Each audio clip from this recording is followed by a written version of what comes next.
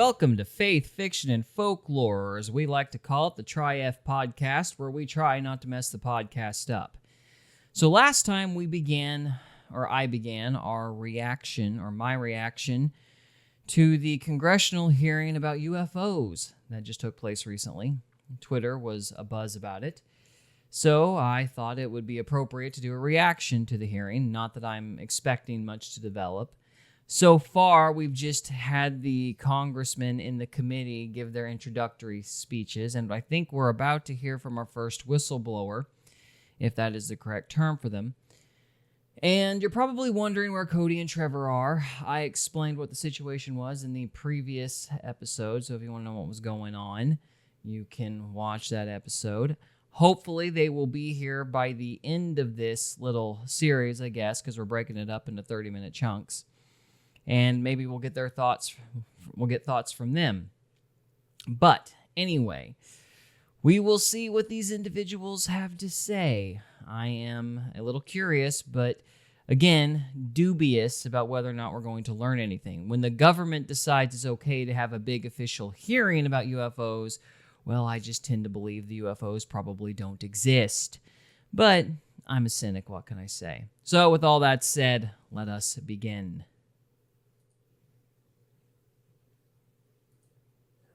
Thank you, Mr. Moskowitz. And I would now, committee staff asked me to go ahead and I will do it, to enter into the congressional record this 12-page document that Michael Schellenberger brought today that describes the Immaculate Constellation government program.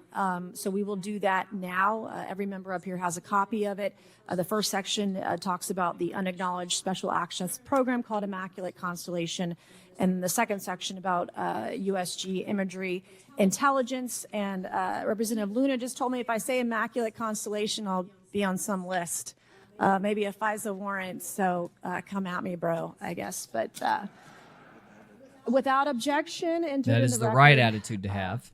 All right. So next we will introduce our witnesses for today's hearing. Thank you so much for being here. Our first witness is retired Rear Admiral Tim Gallaudet, who retired from the U.S. Navy and is now the Chief Executive Officer at Ocean STL Consulting.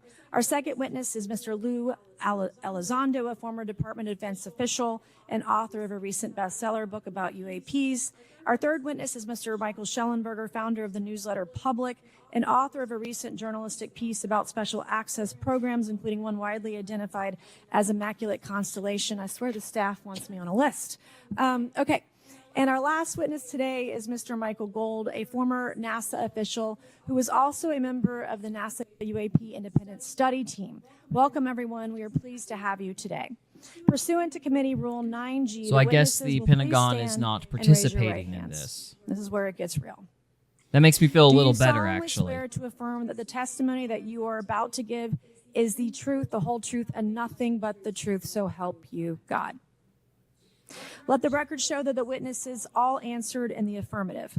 We appreciate all of you being here today and look forward to your testimony. Let me remind the witnesses that we have read your written statements and they will appear in full in the hearing record. You guys may be seated.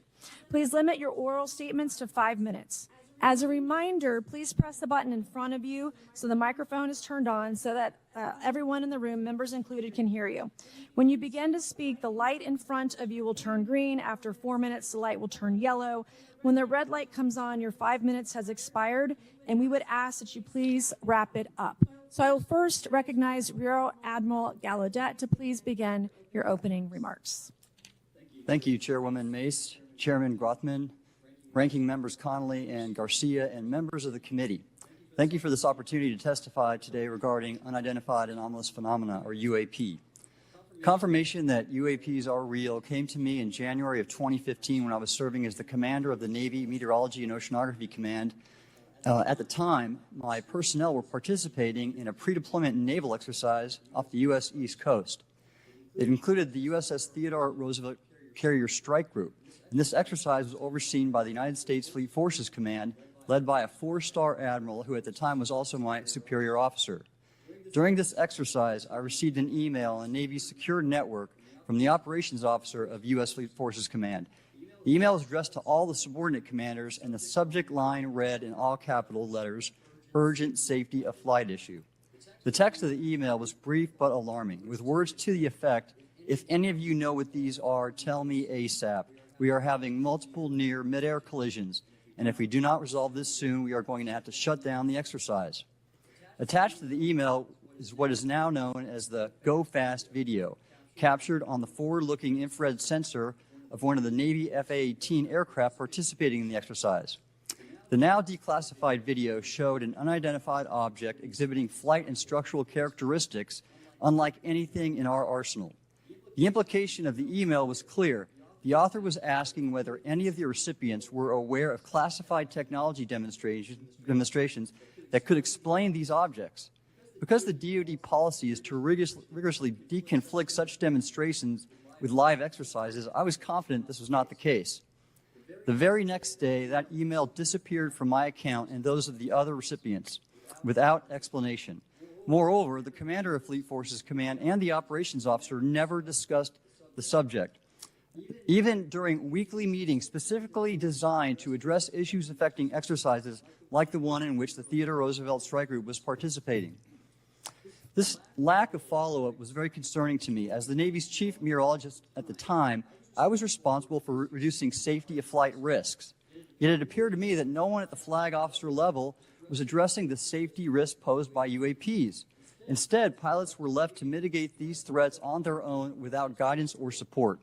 I concluded... Did they think the pilots were lying? Did they think that they were nuts? Did he ever get a why? I'm assuming he didn't get a why as to why this was never addressed or the pilots' concerns were never addressed. You would think that the government would be smart enough to come up with a cover story even if they didn't have the answers, but anyway. That the UAP information must have been classified within a special access program managed by an intelligence agency. That is a compartmented program that even senior officials, including myself, were not read into. Last year's UAP hearing before this oversight committee confirmed that UAP-related information is being withheld from senior officials and members of Congress. And just this week, I learned from former DoD official Chris Mellon that satellite imagery of UAP from a few years ago still has not been shared with Congress. Equally concerning, last year's UAP hearing also revealed that elements of the government are engaged in a disinformation campaign to include personal attacks designed to discredit UAP whistleblowers. Having never signed a non-disclosure agreement regarding UAPs, and now as a private citizen, I've become an advocate for greater UAP transparency from the government. The continued overclassification surrounding UAPs has not only hindered our ability to effectively address these phenomena, but has also eroded trust in our institutions. While I applaud previous bipartisan legislation passed by Congress concerning UAPs, a more comprehensive approach is needed to address the broader implication of UAP on public safety and national security, as well as the socioeconomic opportunities that open UAP research could unlock. Therefore, I recommend... Okay, maybe. Either way, though, I doubt that the military is going to listen to anything Congress has to say, and I imagine there would be some resistance if the president gave some orders as well. But, yeah, I mean, it would be nice if somebody had the authority to shut them down, but anyway. Congress take the following action, which I believe will receive bipartisan support. First, establish robust oversight of the executive branch's management of UAP information by directing key officials, beginning with the director of the DoD's All-Domain Anomaly Resolution Office, to provide comprehensive briefings on what the government knows about UAP and does not know. Two, enact the provisions of the UAP Disclosure Act that establish a UAP... Yeah, but the problem with, like, telling them or signing some sort of paper or making a law is that's not going to compel them to do it. How are you going to prove they're lying? Like, how would you know if they were telling you all the information or not? Like, there's no way to check on these guys. There's no way to verify anything that they're saying. There's no way to verify anything any of these people are saying, which is why the whole reliance on experts thing is stupid. Because you can't, I mean, an expert's just as capable of lying as some redneck in the woods. So what good is a piece of paper saying you have to do this going to actually do? Records Review Board to ensure independent oversight, transparency, and accountability in the government's handling of UAP information. And three, strengthen the UAP Disclosure Act and future reauthorizations with provisions that mandate a whole-of-government approach to addressing UAP. In closing, I will share my personal reasons for speaking out on this topic. First, as a former science agency leader, having led the National Oceanic and Atmospheric Administration, I've always sought the truth in human knowledge and thought. Now that we know UAP are interacting with humanity, and these include unidentified submerged objects in the ocean, we should not turn a blind eye, but instead boldly face this new reality and learn from it.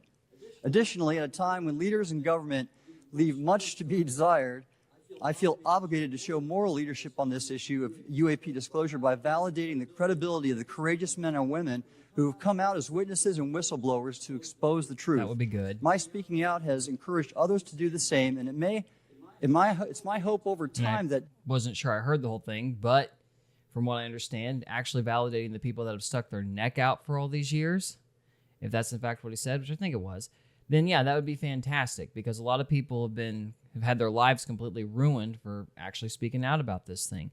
It would be great if those people would get some validation. I would be completely behind that. But on this subject, there was one other thing I wanted to add. If you want to get these guys to actually tell you what's going on, pull their funding. You don't need a stinking piece of paper. That is never in a million years going to work. These guys will sit there and say, oh yeah, we've told you everything, when they haven't. I mean, then there's nothing to stop them from doing that, because there's no way to check whether or not they're telling you the truth. You want to actually get these guys to tell you what's going on, threaten to take their paychecks away. That's Congress's ultimate power. They have the power of the purse, so use the purse. A number of your constituents will want to know the truth and about UAP, and this number will increase to such an extent that the congressional action I've just recommended will become inevitable. Thank you, and I look forward to your questions. Thank you. I will now recognize Mr. Elizondo for his opening statement. Greetings, Chairwoman Mace, Chairman Grothman, Ranking Members Connolly and Garcia, and members of the committee. It is my honor and privilege to testify before you on the issue of unidentified anomalous phenomenon, formerly known as UFOs. On behalf of our brave men and women in uniform and across the intelligence community, as well as my fellow Americans who have awaited this day, thank you for your leadership on this important matter. Haven't they waited for this day once already and got nowhere? UAP are real. Or got very little? Advanced technologies, not made by our government or any other government, are monitoring sensitive military installations around the globe. Furthermore, the U.S. is in possession of UAP technologies, as are some of our adversaries. I believe we are in the midst of a multi-decade secretive arms race, one funded by misallocated taxpayer dollars and hidden from our elected representatives and oversight bodies. I actually agree with that. Whatever's going on, years, it's an arms race. I was entrusted with protecting some of our nation's most sensitive programs. In my last position, I managed a special access program on behalf of the White House and the National Security Council. As such, I appreciate the need to protect certain sensitive intelligence and military information. I consider my oath to protect secrets as sacred, and I will always put the safety of the American people first. With that said, I also understand the consequences of excessive secrecy and stovepiping. Nowhere was this more apparent than in the aftermath of 9/11, which many of us remember all too well. I believe that America's greatness depends on three elements: A, a watchful Congress; B, a responsive executive branch; and C, an informed public. Over the last decade and a half, I learned that certain UAP programs were and are operating without any of these elements. Although much of my government work on the UAP subject still remains classified, excessive secrecy has led to grave misdeeds against loyal civil servants, military personnel, and the public, all to hide the fact that we are not alone in the cosmos. A small cadre within our own government involved in the UAP topic has created a culture of suppression and intimidation that I've personally been victim to, along with many of my former colleagues. This includes unwarranted criminal investigations, harassment, and efforts to destroy one's credibility. Most Americans would be shocked to learn that the Pentagon's very own Public Affairs Office openly employs a professional psychological operations officer as the singular point of contact for any UAP-related inquiries from citizens and the media. This is unacceptable. I agree with that, because obviously the subtext behind that little decision is, you're crazy. You didn't see anything. There's nothing to see at all. You need to see a psychologist. You need to get help. Are you lonely? Are you in pain? Get some help. You need help. Many of my former colleagues and I have provided classified testimony to both the Department of Defense and the Intelligence Community Inspector General. And many of us have subsequently been targeted by this cabal with threats to our careers, our security clearances, and even our lives. This is not hyperbole, but a genuine fact, and this is wrong. To fix these problems, I propose three principal actions. First, Congress and the President should create a single point of contact responsible for a whole-of-government approach to the UAP issue. Currently, the White House, CIA, NASA, the Pentagon, Department of Energy, and others play a role, but no one seems to be in charge, leading to unchecked power and corruption. Second, we need a national UAP strategy that will promote transparency and help restore the American public's trust at a time when the public's trust is at an all-time low. It's going to take more than revealing aliens to do that. This strategy should include a whole-of-government approach, including the academic and scientific communities, the private sector, and our international partners and allies. Third, Congress should create a protected environment so whistleblowers desperate to do the right thing can come forward without fear. As it currently stands, these whistleblowers suffer because of stigma, a code of silence, and concerns about retaliation. These whistleblowers should be encouraged to come forward in ways that protect them against any forms of retaliation. Policies and procedures should ensure that protection, and for those who refuse to cooperate, it is up to the members of this committee and the other lawmakers to wield their subpoena power against hostile witnesses and prevent additional government funding to those UAP efforts There that you remain go. hidden from congressional Get rid of the oversight. funding. In closing, we Money as Americans talks. have never been afraid of a challenge. In fact, we thrive on them, whether it's eradicating polio or going to the moon. We don't run from a challenge, we take it head on. To the incoming administration and Congress, I say to you, we need immediate public transparency. And this hearing is an important step on that journey. If we approach the UAP topic in the same way as we as Americans have met other challenges, we can restore our faith in our government institutions. Together, we can usher in a new era of accountable government and scientific discovery. I believe that we as Americans can handle the truth, and I also believe the world deserves the truth. Thank you, esteemed members of Congress, for your time today. It is profoundly appreciated by many. Thank you. Well, I I'd ask like to have heard a unanimous consent for story. Representatives Ogles of Tennessee and Boebert of Colorado to be waived onto the subcommittee for today's joint subcommittee hearing for the purpose of asking questions. Without objection, so ordered. I would now like to recognize Mr. Schellenberger for his introductory remarks. Chairwoman Mace, Chairman Grothman, Ranking Member Connolly, Ranking Member Garcia, members of the subcommittees, thank you for inviting my testimony. One of Congress's most important responsibilities is oversight of the executive branch in general and the military and intelligence community in particular. Unfortunately, there is a growing body of evidence that the U.S. government is not being transparent about what it knows about unidentified anomalous phenomena. Or just about and anything that elements else. within the military and the IC are in violation of their constitutional duty to notify Congress of their operations. President-elect Donald Trump and former President Barack Obama have both said that the government has information about UAPs that it has not released.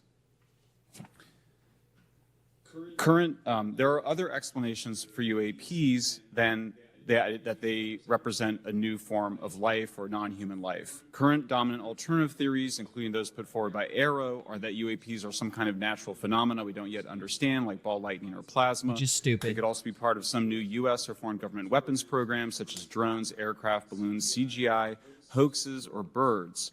Whatever UAPs Drones are, might be Congress most must likely. be informed, as must the people of the United States. We have a right to know what UAPs are, no matter what they are.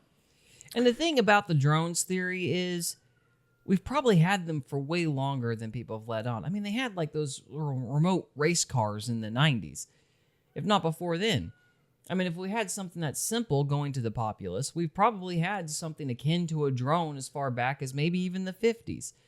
Who knows? So I think the drone thing has some plausibility, possibly. Doesn't really explain some of the abilities of the craft, but maybe that's more advanced than we realize too. However, we now have existing and former U.S. government officials who have told Congress that AARO and the Pentagon have broken the law by not revealing a significant body of information about UAPs, including military intelligence databases that have evidence of their existence as physical craft. One of those individuals is a current or former U.S. government official acting as a UAP whistleblower. This person has written a report. This is the report that says the executive branch has been managing UAP, NHI issues without congressional knowledge, oversight, or authorization for some time, quite possibly decades. Furthermore, these individuals have revealed the name of an active and highly secretive DoD unacknowledged special access program, or USAP. The source of that document told me, that the USAP is a strategic intelligence program that is part of the U.S. military family of longstanding, highly sensitive programs dealing with various aspects of the UAP problem.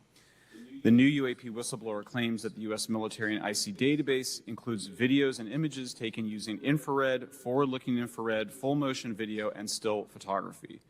The report that was just shared with Congress says Immaculate Constellation serves as a central or parent USAP that consolidates observations of UAPs by both tasked and untasked collection platforms. Immaculate Constellation includes high-quality imagery intelligence and measurement and signature intelligence of UAPs, the whistleblower's report adds. The sources of this intelligence are a blend of directed and incidental collection capabilities, positioned in low Earth orbit, the upper atmosphere, as well as military and civilian aviation altitudes and maritime environments. The report to Congress details in detail various UAPs, including spheres, orbs, disks, saucers, ovals, triangles, boomerang, arrowhead, and irregular organic. The report describes various incidents found in the human intelligence databases. One involved orbs surrounding and forcing an F-22 out of its patrol area. In another incident, the crew of a Navy aircraft carrier watched a small orange-red sphere rapidly descend from a high altitude of 100 to 200 yards directly above the flight deck of the CVN, or aircraft carrier. And since my reporting on this Immaculate Constellation last month, another source came forward who told me that they saw a roughly 13-minute-long, high-definition, full-color video of a white orb UAP coming out of the ocean approximately 20 miles off the coast of Kuwait. It was filmed from a helicopter. Then halfway through the video, the person said the orb is joined by another orb that briefly comes into the frame from the left before rapidly moving again out of the frame. The person discovered the video on SIPR, the Secure Internet Protocol Router Network, which the DoD uses to transmit classified information. A leading UAP researcher who utilizes the Freedom of Information Act to find out what the government knows, John Greenwald, told me last year that the U.S. government had been increasingly denying his requests for UAP information. He has been doing FOIA requests for 27 years and has an archive of 3 million pages. The government has for decades denied any interest in UFOs, he told me, but the documents that he has assembled show that behind the scenes, it was a completely different story. Contrary to the hopes of many advocates of transparency, the government has been restricting more information since the leak of 3 UAP videos in 2017. The DoD organization AARO has been labeling many documents with a B7 exemption, which Greenwald says does not make any sense. They're stating that anything AARO does is involved in law enforcement investigation, which allows AARO to not release it. Greenwald says that the DoD has denied the existence of a UAP and ATIP-related records on multiple occasions, only to acknowledge them after an appeal was filed. He added that the Naval Air Systems Command in March 2022 stated they found no additional UAP videos. It seemed strange that they had 3 and only those 3, but other requests had been filed by the Black Vault, that's John Greenwald's group, to seek out more places UAPs might be hiding. Then in September 2022, the Navy admitted that the UAP-related videos and photographs existed, but denied the request in full for their release, saying that the requested videos contain sensitive information that are classified and exempt from disclosure. The Which is DoD just will convenient. deny things on a Monday and then admit to it on a Friday, said Greenwald. He said the government can and does release videos that protect secret methods of capturing it. They fall back on the sensitive platform excuse a lot, he said. However, the on-screen information can be blurred and scrubbed. The metadata can be removed. I'll show you this example here. This is a presentation from the UATP task force. This is completely absurd. It's nuts, this level of censorship, of redaction on a document. It shows the redaction of how many reports they've collected, for how many years. For those of you who are listening on the podcast, he's holding up sheets of paper that are basically entirely black. There might be 2 or 3 lines, and then there's some giant letters and numbers on there. Basically, the paper's useless. The report is useless. I don't even know why they bothered sending this. They may as well just told the person no. I mean, that's just insulting. But what can you expect from good old Uncle Sam? 3 potential explanations are blacked out. The Pentagon, the intelligence community is treating us like children. It's time for us to know the truth about this. I think that we can handle it. Thank you very much. Thank you. I would now like to recognize Mr. Gold for 5 minutes. Thank you, Chairwoman Mace, Chairman Grothman, Ranking Members Connolly and Garcia, Representative Moskowitz, and distinguished members of both subcommittees. I'm grateful to all of you, as well as your intrepid staff, for the opportunity to testify, and would like to begin by discussing courage. Courage is what it takes to tackle this topic, and courage in the face of adversity is what I see in front of me, beside me, and behind me. Per my introduction, I am currently the Chief Growth Officer at Redwire Space and have had several leadership positions at NASA. That being said, I want to be clear that I am speaking exclusively on my own behalf and not for Redwire, NASA, or any other organization. However, I am here today to speak out for science. Science requires data, which should be collected without bias or prejudice. Yet, whenever the topic of UAP arises, those who wish to explore the phenomena are often confronted with resistance and ridicule. For example, members of the NASA UAP independent study team, particularly those in academia, were mocked and even threatened for simply having the temerity to engage in the study of UAP. Science does that, or quote unquote, the science, does that with basically any idea that isn't orthodox. It doesn't matter if it's UFOs, creationism, ancient civilizations. It doesn't matter what it is. If it's not part of the mainstream line, they make fun of it because it's an easy target, basically. The best tool for unlocking the mystery of UAP is science, but we cannot conduct a proper inquiry if the stigma is so overwhelming that just daring to be part of a NASA research team elicits such a vitriolic response. Therefore, one of the most important actions that because the charts have to be right. These are the experts. The charts have to know all. I mean, their own intellect is their deity, so anything new insults the only God these people mostly have. Relative to exposing the truth of UAP is to combat the stigma, and this is where I believe that NASA can be eminently helpful. The NASA brand is synonymous with hope, optimism, and credibility. If you were to take a walk down the National Mall, you would immediately see the NASA logo on t-shirts, hats, and bumper stickers. Few federal agencies enjoy this kind of popularity. I've never seen anyone wearing an Office of Personnel Management t-shirt, which is why NASA could play such an influential role. Specifically, NASA could, with relatively little cost and effort, host symposia on UAP, or even just participate in existing panels examining the topic. NASA personnel stepping forward and participating in such discussions would make a powerful statement to the scientific community that UAP should be taken seriously and researched accordingly. In regard to research, well, any idea should be taken seriously. I mean, the only way to find out whether an idea is nonsense is to explore it thoroughly. Being dismissive is the whole blasted problem with all of this. And that's why you get stranger and stranger ideas, quote unquote, as time goes on, because nobody's actually building methodologies to check anything. We just accept an orthodoxy, very much akin to a religion, and then we don't ask any questions. And any idea that does have merit is quickly dismissed because it's original. NASA has vast archives, much of which may contain important UAP data. Again, I like this guy, by the way. Cost and effort, I agree with a lot NASA of it, could so I create guess an that's AI why I'm or ML commentating algorithm more. that could search the agency's archives for anomalous phenomena. I suspect that such an effort would not only result in information that will help us to understand UAP, but could result in data that will assist in other areas of scientific inquiry, such as anomalous weather or meteorite activity.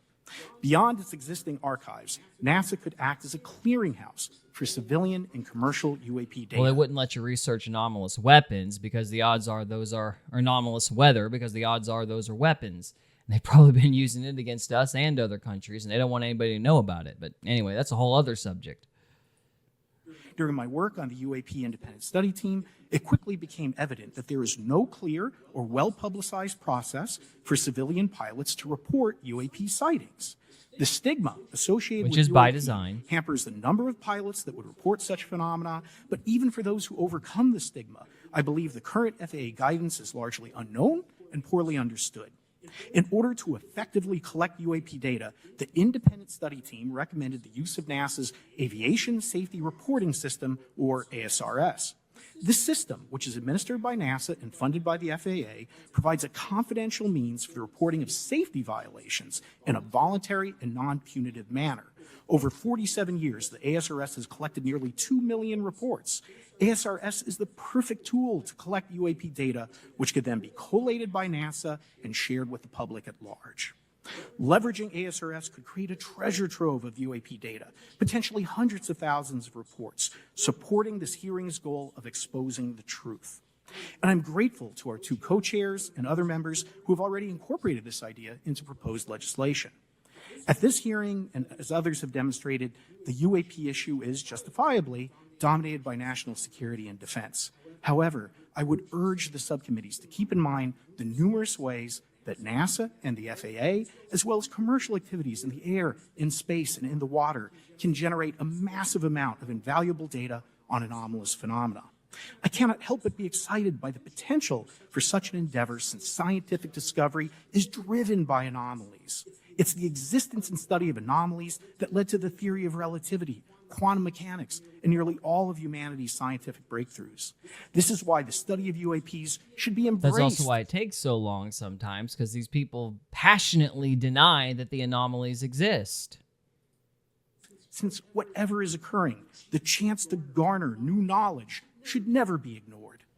We must be thorough in collecting information, fearless in making conclusions, and open to following the data, no matter how mundane or extraordinary the results may be. I began this testimony by praising the Joint Subcommittee members for their courage, and I will end by echoing that sentiment. As the saying goes, the truth is out there. We just need to be bold enough and brave enough to face it. Okay, so that's a good place to end this. We will continue the reaction video to this congressional hearing in the next review. So guys, thank you very much for watching, and we'll see you next time. We hope you enjoyed this episode of Faith, Fiction, and Folklore. If you did, we would love it if you would subscribe to us on YouTube or follow us on Rumble. We can also be found on X, Instagram, and Facebook. And we are available on Spotify, Apple Podcasts, Amazon Music, and iHeartRadio. Thank you again very much for listening, and we'll see you next time.